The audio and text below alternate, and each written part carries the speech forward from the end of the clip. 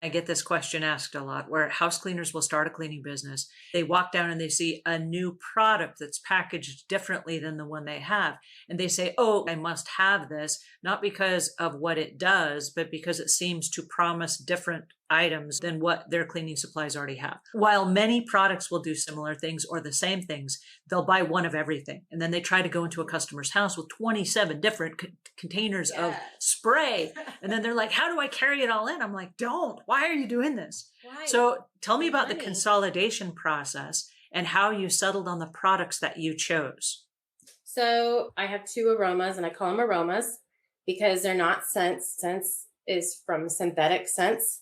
So that's how you get the word synthetic, is from scents. I use real essential oils. Yes, they're safe for the pets. If you put the essential oil directly on the pets and the paws, yes, that's an issue, but mine's diluted down. I wanted to create a product that cleaned everything. So it cleans mirrors, granite, stainless steel, floors of every kind, marble. Like you name it, you touch it, it cleans it. So it's one cleaner with two aromas, and it cleans everything without smudges or smears. It actually removed the old residue, Angela. So if you have something that you were using, you can clean it on there and it will remove the old residue, and it brings stuff back to their natural state.